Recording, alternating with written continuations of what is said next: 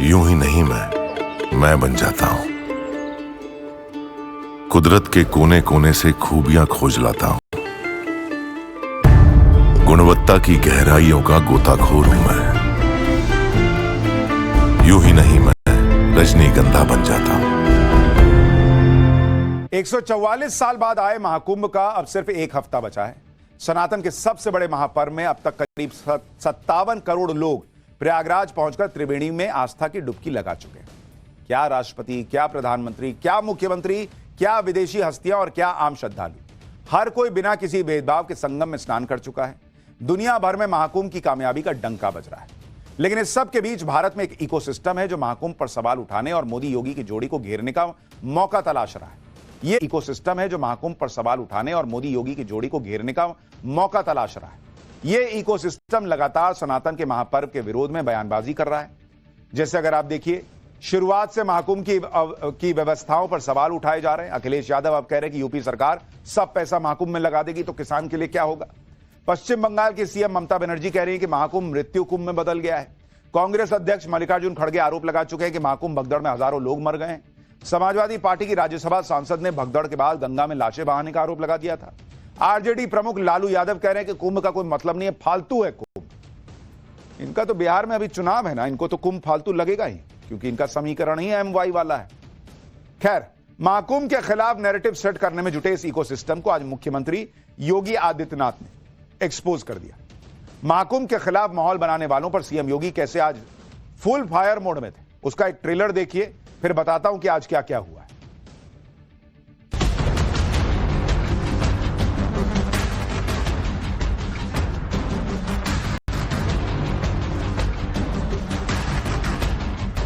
कि बड़ा हसीन है इनकी जवान का जादू,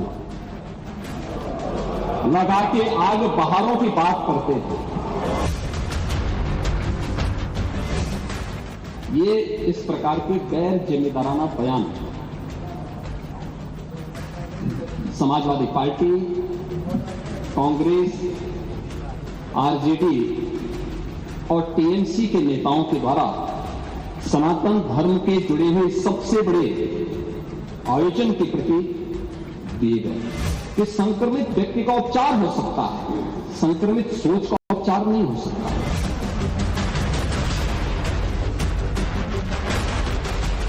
कि महान कार्य को 3 अवस्थाओं से गुजरना पड़ता है, याद रखना, उपहास से, विरोध से और अंततः स्वीकृति से। स्वीकृति का इससे बड़ा प्रमाण क्या हो सकता है कि समाजवादी पार्टी के राष्ट्रीय अध्यक्ष भी जो शुरू से विरोध कर रहे थे, अंततः चुपचाप जाकर के डुबकी लगा रहे हैं।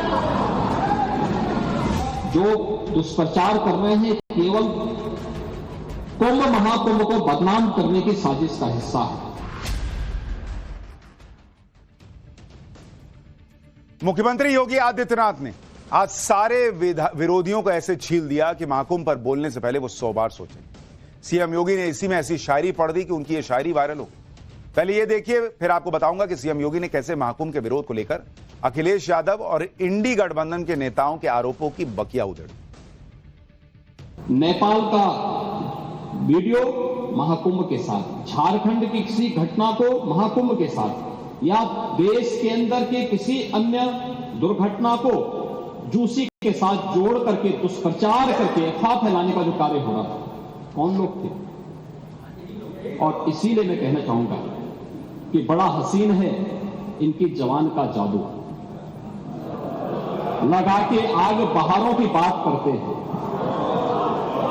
जिन्होंने रात में चुन चुन के बस्तियों को लूटा, वही नसीबों के मारों की बात करते हैं।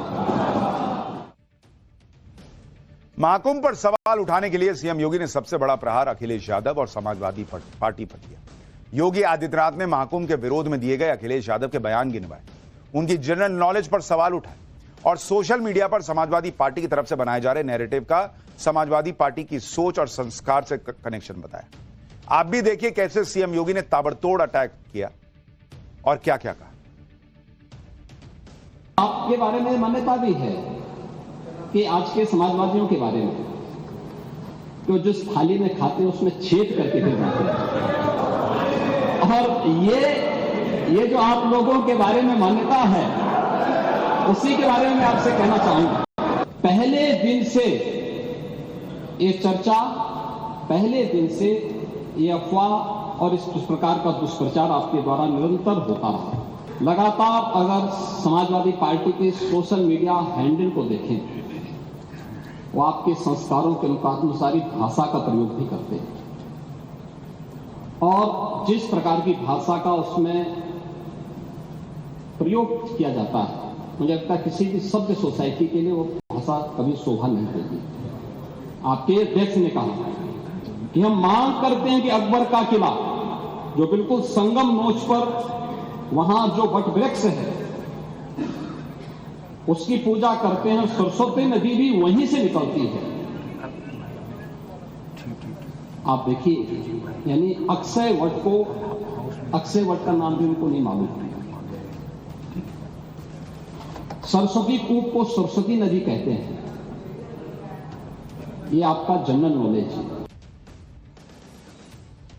सीएम योगी ने महाकुंभ विरोध के पुरोधा बने अखिलेश यादव पर चुटकी, कहा कि जो लोग शुरुआत से महाकुंभ का विरोध कर रहे हैं वो भी चुपचाप जाकर महाकुंभ में आस्था की डुबकी लगा रहे हैं। यही नहीं, सीएम योगी ने महाकुंभ पर इंडी गठबंधन के नेताओं के विवादित बयानों को गैर जिम्मेदाराना करार दिया। इसे सनातनी आस्था पर सीधा हमला बताया। इंडी गठबंधन के नेताओं की बयानबाजी पर एक बार योगी को सुनिए, फिर बताता हूं महाकुंभ के विरोध में अखिलेश यादव कौन सा नया नैरेटिव लेकर आए। आप ही के एक सहयोगी श्री लालू यादव जी कह रहे हैं, अरे ये सब कुंभ का क्या कोई मतलब है, फालतू का कुंभ है। यानी सनातन धर्म के इस महायोजन को फालतू उनको दिखाई देता है। और इनके एक और सहयोगी उससे भी 2 कदम आगे आकर के कहती हैं कि महाकुंभ मृत्यु कुंभ में बदल गया है। ये क्या है? ये क्या है? मल्लिकार्जुन खड़गे कांग्रेस के नेता अध्यक्ष कहते हैं कुंभ भगदड़ में हजारों लोग मारे गए। इस प्रकार के गैर जिम्मेदाराना बयान समाजवादी पार्टी, कांग्रेस, आरजेडी और टीएमसी के नेताओं के द्वारा सनातन धर्म के जुड़े हुए सबसे बड़े आयोजन के प्रति दिए गए। महाकुंभ के खिलाफ जब इंडी गठबंधन के सारे नैरेटिव फेल हो गए तो इंडी गठबंधन ने संगम के पवित्र जल पर ही सवाल उठाने का काम शुरू किया। इसके लिए इंडी गठबंधन ने हथियार बनाया सीपीसीबी यानी सेंट्रल पॉल्यूशन कंट्रोल बोर्ड की एक रिपोर्ट को। इस रिपोर्ट में क्या है उसके बारे में जान लीजिए, फिर बताऊंगा कि इस रिपोर्ट के बहाने अखिलेश यादव ने कैसे योगी सरकार को घेरने की कोशिश की और योगी आदित्यनाथ ने क्यों कहा कि संगम का जल स्नान के लायक भी है और पीने के लायक भी। दरअसल सीपीसीबी ने प्रयागराज में 9 जनवरी से 21 जनवरी के बीच 73 अलग अलग जगहों पर गंगा यमुना से पानी के सैंपल इकट्ठा किए। 6 मानकों पर पानी की जांच की गई। दावा किया गया कि सभी सैंपल्स में फीकल कोलिफॉर्म बैक्टीरिया तय मानक से ज्यादा मिले, जो पानी को संक्रमित कर रहे हैं और संक्रमित पानी में स्नान करने या पीने से बीमारी हो सकती है। सेंट्रल पॉल्यूशन कंट्रोल बोर्ड के मुताबिक सामान्य स्थिति में 1 मिलीलीटर पानी में 100 बैक्टीरिया होने चाहिए, लेकिन जांच के दौरान संगम के पानी में फीकल कालिफॉर्म बैक्टीरिया में का लेवल 2300 मिला। सीपीसीबी ने 17 फरवरी को अपनी report NGT national green tribunal के सामने पेश की। सीपीसीबी की इस रिपोर्ट पर आज हुई सुनवाई में यूपी पॉल्यूशन कंट्रोल बोर्ड ने क्या सफाई दी, इसके बारे में भी बताऊंगा। पहले सुनिए पॉल्यूशन कंट्रोल बोर्ड की रिपोर्ट के बहाने अखिलेश यादव ने क्या हमला बोला और सीएम योगी क्या जवाब दे रहे हैं, फिर बताता हूं पूरी बात। 12, 16, 20, 25, 30 जनवरी, 5, 10 और 13 फरवरी को जो सैंपल के परीक्षण लिए गए हैं उसमें संगम नोच पर फीकल कोलिफॉर्म की मात्रा मानक के अनुरूप पाई गई है। ये Uttar Pradesh pollution control board का है, जो 2500 एमपीएम प्रति 100 ml से कम पाई गई है। इसका मतलब जो दुष्प्रचार कर रहे हैं केवल कुंभ महाकुंभ को बदनाम करने की साजिश का हिस्सा है। पीवीसी की टंकी में पानी भर करके वहां के जिलाधिकारी को, कमिश्नर को, मेलाधिकारी को एक बड़ी पीवीसी की टंकी भर के सभी भारतीय जनता पार्टी के विधायक, सांसद, मुख्यमंत्री, डिप्टी सीएम, मिनिस्टर्स को भेजना चाहिए। आज के बाद इसी से वो खाना बनाएं, इसी से स्नान करें, इसी को जब समय हो तो पिएं, और फिर एनजीटी को बताएं कि देखो हम तो खा पी रहे हैं इस पानी से, हम इसको स्नान भी कर ले रहे हैं, तो एनजीटी को क्यों आपत्ति होनी चाहिए। महाकुंभ में संगम के पानी पर सेंट्रल पोल्यूशन कंट्रोल बोर्ड की रिपोर्ट पर आज नेशनल ग्रीन ट्रिब्यूनल में सुनवाई, जिसमें यूपी पोल्यूशन कंट्रोल बोर्ड ने सीपीसीबी की रिपोर्ट के उलट अपनी रिपोर्ट में कहा कि संगम का पानी नहाने के लिए पूरी तरह सेफ है। उसने आगे कहा कि नालों के जरिए कोई भी प्रदूषित सीवेज सीधे गंगा नदी या यमुना नदी में नहीं छोड़ा जा रहा। यूपी पीसीबी ने प्रयागराज में गंगा और यमुना नदी पर 6 पॉइंट्स पर नदी के पानी को नहाने के लिए सेफ बताया। यूपी पीसीबी की इस रिपोर्ट का हवाला सीएम योगी ने विधानसभा में दिया और संगम के पानी को नहाने के साथ ही पीने के लिए भी सही बताया। यही नहीं, संगम के पानी पर सवाल उठाने के लिए योगी आदित्यनाथ ने एक बार फिर अखिलेश यादव को निशाने पर लिया। सुनिए। उस स्थिति को सोचिए जब मॉरिशस के माननीय प्रधानमंत्री 2013 में प्रयागराज महाकुंभ में पधारे थे और गंगा में गंदगी देख करके, अव्यवस्था देख करके, पॉल्यूशन की मात्रा को देख करके उन्होंने स्नान करने से इनकार कर दिया। और 2025 में जब हम लोग आए हैं तो मैंने तो आपको आंकड़े बता दिए कि 56 करोड़ से अधिक श्रद्धालु अभी स्नान कर चुके हैं, एक सप्ताह बाकी है। लेकिन अखिलेश यादव सिर्फ संगम के पानी पर ही सवाल नहीं उठा रहे। उन्होंने महाकुंभ में आस्था की डुबकी लगाने पहुंच रही महिलाओं के सम्मान की रक्षा का भी सवाल उठा दिया। दरअसल एक मीडिया रिपोर्ट में दावा किया गया कि महाकुंभ में स्नान के बाद कपड़े बदलती महिलाओं और लड़कियों की अश्लील तस्वीरें और वीडियो बिना उनकी जानकारी के रिकॉर्ड कर लिए गए। अब बाकायदा इन्हें ऑनलाइन अलग अलग प्लेटफॉर्म पर चैनल बनाकर बेचने की कोशिश की जा रही है। इस मीडिया रिपोर्ट का दावा है कि सोशल मीडिया और टेलीग्राम पर बनाए गए इन चैनल्स को एक्सेस करने के लिए 2000 रुपए से लेकर 3000 रुपए तक की फीस ली जा रही है। इसी मीडिया रिपोर्ट के बहाने अखिलेश यादव को एक बार फिर योगी सरकार को घेरने का मौका मिला।